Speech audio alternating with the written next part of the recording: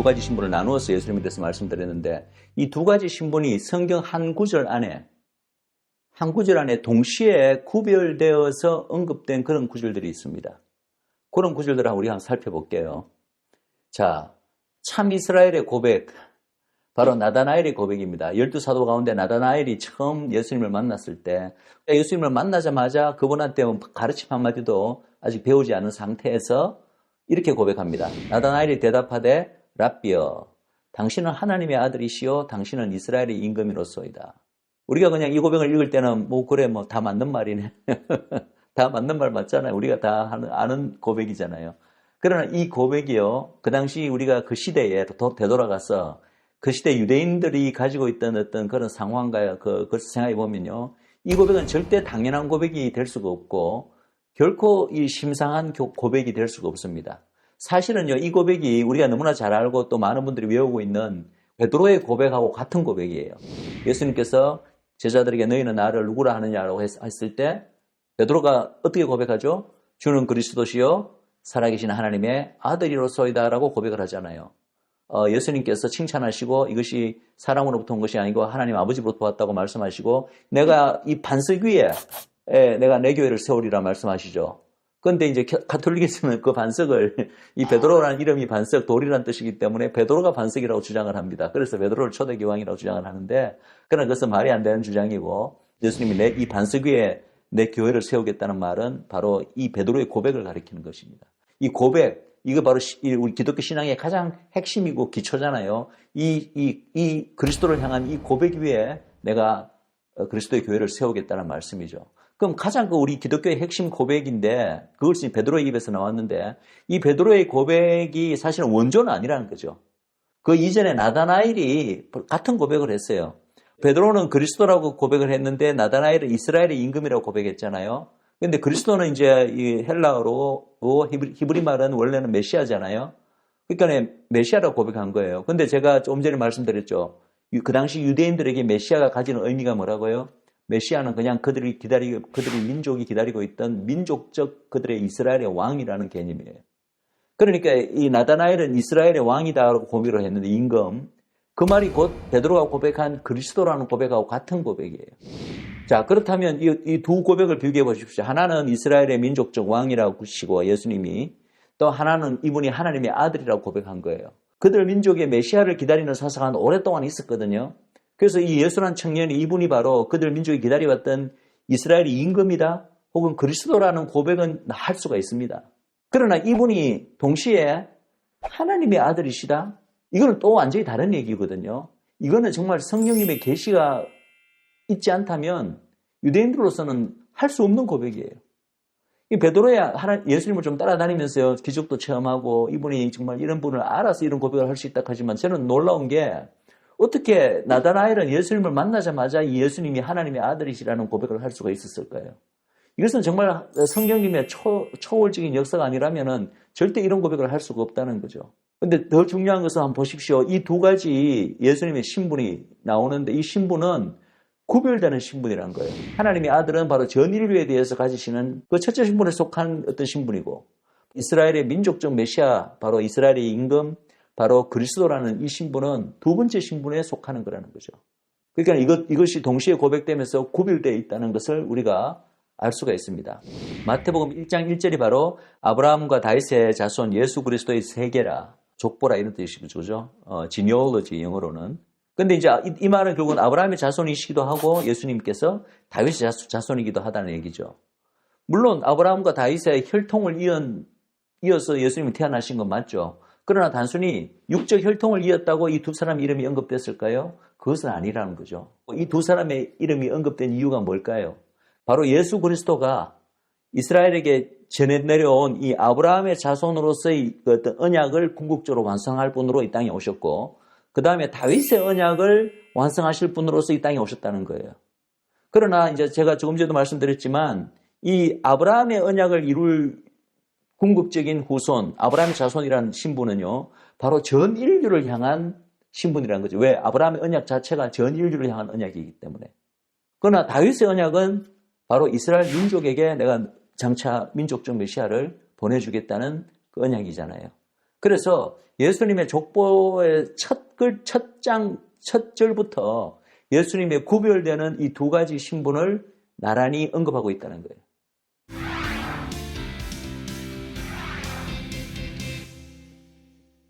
예수님이 이 땅에 오신 목적, 그 예수님의 그 초림으로 오신 사역을 성경에서 미리 예언적으로 이야기할 때도 두 가지 구별되는 어떤 사역을 하러 이 땅에 오셨다라고 제가 말씀을 드렸습니다. 그건 당연한 거죠. 두 가지 구별되는 어떤 타이틀 신분을 가지신다면 각각의 신분에 따른 사역도 두 가지 어느 정도 구별되는 사역을 하러 이 땅에 오신 게 맞는 거죠. 자, 이사야서 49장 5절 6절 바로 유명한 메시아에 대한 예언 말씀입니다. 한번 보겠습니다. 나는 여호와의 보시기에 존귀한 자라. 이는 바로 이제 예수 그리스도 장차 올 메시아를 여기 나라고 지칭되어 있습니다. 나의 하나님이 나의 힘이 되셨도다. 다시 야곱을 자기에게로 돌아오게 하시며 이스라엘을 자기에게로 모이게 하시려고. 요 사역은 뭡니까? 하나님께 늘 배역하는 이스라엘을 자기에게로 다시 하나님께로 모이게 하려고 보내신 분이 바로 이스라엘의 메시아라는 얘기죠. 나를 태에서 나옴으로부터 자기 종을 삼으신 여호와께서 말씀하시느니라. 이제 맨 같은 이야기가 되풀이됩니다. 그가 가라사대 내가 나의 종이 되어, 예수님은 여호와의 종으로 부르십니다. 이사야서에서 내가 나의 종이 되어 야곱의 지파들을 일으키며 이스라엘 중에 보존된 자를 돌아오게 할 것. 이게 바로 이스라엘의 남은 자의 개념인데요. 그를 다시 여호와께 되돌리는 것. 이스라엘 민족을 위한 사역이라는 거죠. 그런데 이것이 다가 아니고 예수님께서 이 땅에 오신 목적이 있는데 내가 또 너로 이방의 빛을 삼아 나의 구원을 베풀어서 땅끝까지 이르게 하리라. 이 사역이 뭡니까? 바로 예수 그리스도를 말미암아 십자가 사역을 통해서 복음이 발생하고 그 복음을 땅끝까지 이제는 전하게 하게 함으로써 말미암아 하나님의 구원을 이제는 이스라엘뿐만 아니라 땅끝 모든 열방에까지 미치게 하겠다. 이것이 바로 예수님이 이 땅에 오신 두 번째 사역으로 묘사되고 있다는 거죠. 우리는 그냥 두 번째 이것만 자꾸 초점을 맞춥니다. 그러나 성경에서는 이 땅에 예수님께서 오신 그 이유, 목적을 분명히 이 두 가지로 구분하고 있다는 거예요. 이사야서 42장 6절입니다. 나 여호와가 의로 너를 불렀은즉 내가 내 손을 잡아 너를 보호하며, 이어서 너 역시 예수님을 예언적으로 지금 일으키는 예언의 말씀입니다. 너를 세워, 예수님을 세워 백성의 언약과 이방의 빛이 되게 하리니. 이것도 두 가지 사역을 나타내고 있음을 여러분 보이십니까? 백성의 언약은 뭡니까? 이스라엘 백성에게 하나님께서 구약 때부터 계속 주신 그 언약을 이스라엘 백성에게 성취하시겠다는 거예요. 그것이 예수님 이 땅에 오신 첫 번째 목적이고, 두 번째 목적은 예수님의 십자가 사역을 말미암아 앞에서 이미 이야기했죠. 이방의 빛이 되게 하겠다. 열방을 향한 사역입니다. 선지자 스가랴의 예언 같은데 누가복음 2장 30절 32절에서 이렇게 이야기를 합니다. 내 눈이 주의 구원을 보았사오니 이는 만민 앞에 예비하신 것이요. 아기 예수를 보고 이렇게 고백합니다. 이방을 비추는 빛이요 주의 백성 이스라엘의 영광이니이다.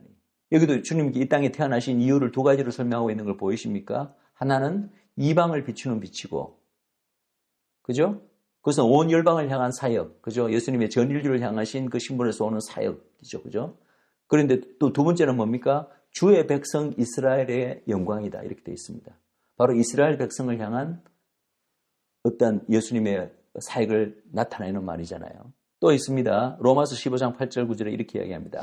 내가 말하노니 그리스도께서 하나님의 진실하심을 위하여 할례의 수종자가 되었다. 이는 조상들에게 주신 약속을 경고케 하시고, 누구와 관련된 사역인가요? 이스라엘 민족과 관련된 사역이에요. 그 조상들에게 주신 약속은 뭡니까? 아브라함과 이삭과 야곱을 통해서 쭉 내려오는 그 어떤 언약과 신의 산 언약과 또 다윗을 통해서 주신 그 다윗의 언약, 그 모든 약속들을 경고하게 결국은 이루게 하시기 위해서 이 땅에 오셨다.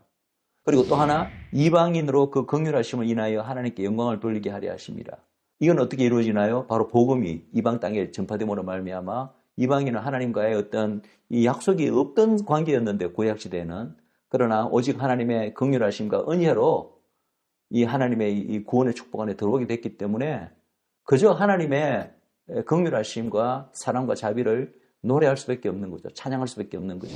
자, 갈라디아서 4장 4절 5절. 때가 참에 하나님이 그 아들을 보내사 여자에게 나게 하시고 율법 아래 나게 하신 것은 율법 아래 있는 자들을 속량하시고, 이스라엘이 바로 율법 아래 있는 자들인데 그들을 속량하는 것, 그들을 위해서 뭔가 예수님께서 속량하는 것은 대가를 치르고 구속한다는 atonement, 죄사함이죠. 그죠? 근데 또 하나의 목적은 뭡니까? 우리로 아들의 명분을 얻게 한다. 이때 우리 안에는 유대인들만 막 들어가는 개념이 아닙니다.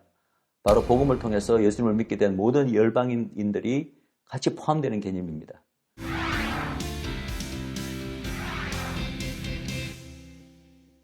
예수님이 이 땅에 태어나신부터 공생의 사역 전체 다가 이미 창세 전부터 다 예비된 것이고 예수님께서는 그분이 하시는 모든 말 하나, 행동 하나도 전부 다 아버지로부터 온 것이라고 분명히 되어 있습니다. 하나님께서 이 모든 예수님의 초림 사역을 처음부터 끝까지 완벽하게 주관하셨다는 거죠. 성령님을 통하여서. 그런데 예수님이 십자가에서 돌아가시는 그 와중에 그 초림 사역을 완결하는 이 중요한 순간에 머리 위에 있는 팻말에 적힌 문구가 그냥 인간들이 만들어낸 그런 거로 그렇게 되었을까요? 저는 그렇게 보지 않습니다. 예수님의 모든 초림 사역을 이제 완성하고 돌아가시면서 그것을 총결산하는 가장 적절하고 합당한 문구를 하나님이 정해주신 것이 아닌가라고 저는 생각합니다. 물론 그것을 직접 정한 사람은 빌라도였죠. 그리고 그것이 워낙 중요했기 때문에 이 문구가 히브리어, 헬라어, 그리고 라틴어 세 가지 언어로 적혔다고 성경은 이야기하고 있습니다. 그 빌라도 총독이 이 문구를 썼는데 유대인들이 이 문구를 보고 엄청나게 분노를 합니다. 이 문구를 바꿔라. 유대인들의 왕이라 그러지 말고 자칭 유대인들의 왕으로 그 문구를 바꾸라고 요구를 합니다. 그러니까 빌라도가 뭐라고 대답합니까? 아니다. 내가 쓸 것을 썼다.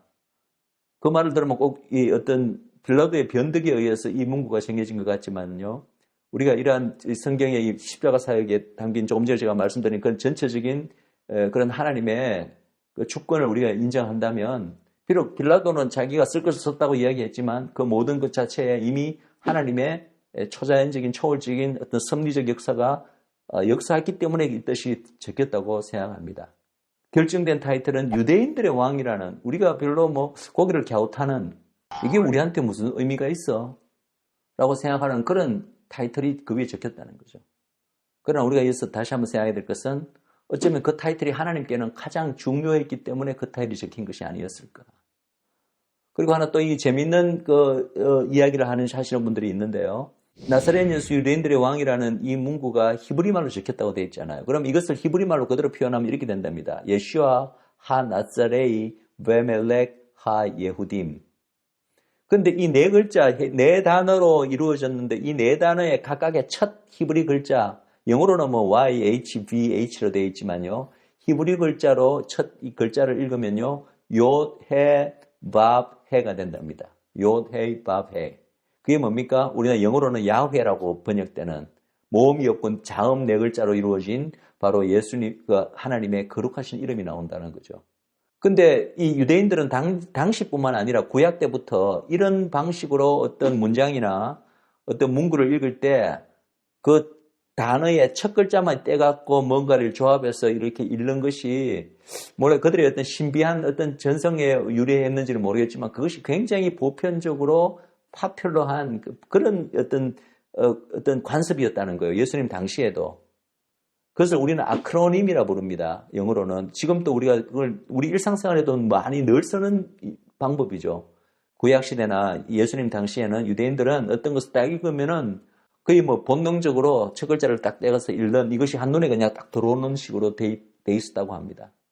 그럼 이들이 만약에 이 예수님에 대한 이 팻말에 대한 문구를 히브리말로 읽었을 거 아니에요. 유대인들이니까. 딱 읽으면 첫눈에 딱 들어오는 게 바로 그들은 너무나 신성시해서 발음도 할 수 없고 입 밖에 내지도 못하고 심지어는 성경에서도 그대로 못해서 전부 다 뭐 하셴 그 이름 혹은 뭐 우리가 영어로 롤드 주님이라고 이런 아도나이 나의 주님 이런 식으로 전부 다 바꿔 이르는 하나님의 그 거룩한 네 글자 고유 이름이 딱 눈에 들어오는 거예요. 그러니까 이 사람들이 격분을 할 수밖에 없는 거죠.